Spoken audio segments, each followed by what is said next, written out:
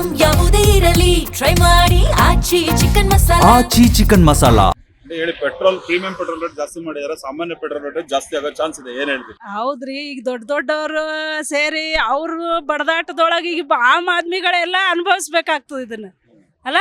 ಇದು ಪೆಟ್ಟು ಎಲ್ಲರಿಗೂ ಆಗೋದೇ, ಇಡೀ ಜಗತ್ತಿಗೆ ಆಗ್ತದೆ ಇದು. ಅವರಿಗೆ ಯುದ್ಧ ಮಾಡ್ತಾರೆ ದೊಡ್ಡವ್ರು ಸೇರಿ. ಪಾಪ ಬಡವರಿಗೆಲ್ಲ ಸ್ವಲ್ಪ ಕಷ್ಟ ಆಗ್ತದ.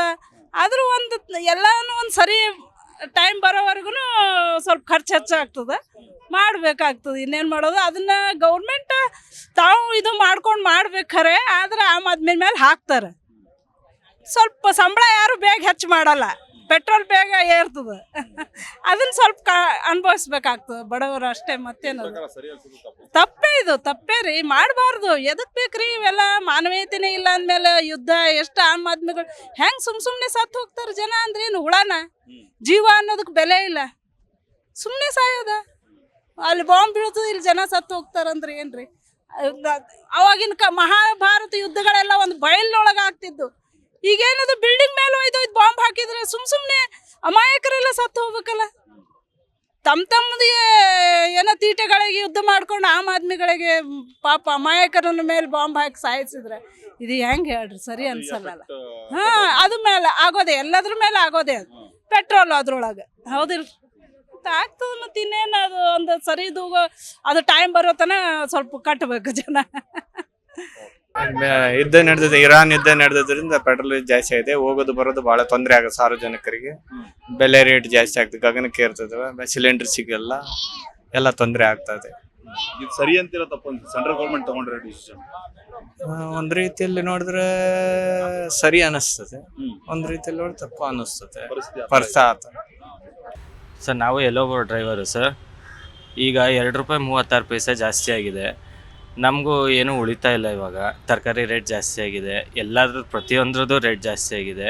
ಎಲ್ಲ ಲೇಡೀಸ್ಗೆ ಫ್ರೀ ಅಂತ ಎಲ್ಲ ಲೇಡೀಸ್ಗೆ ಫ್ರೀ ಬಿಡ್ತಾ ಇದ್ದಾರೆ. ಜೆಂಟ್ಸಿಗೆಲ್ಲ ಏನು ಮಾಡ್ತಿದ್ದಾರೆ ಅಂದರೆ ಎಲ್ಲ ಪ್ರೈಸು ಜಾಸ್ತಿ ಮಾಡ್ತಾ ಇದ್ದಾರೆ. ಪ್ರತಿಯೊಂದು ಎಣ್ಣೆ ಇರ್ಬೋದು, ಅಡುಗೆ ಎಣ್ಣೆ ಇರ್ಬೋದು, ತರಕಾರಿ ಇರ್ಬೋದು, ಎಲ್ಲದರಿಂದ ಎಲ್ಲನೂ ಜಾಸ್ತಿ ಮಾಡ್ತಾ ಇದ್ದಾರೆ.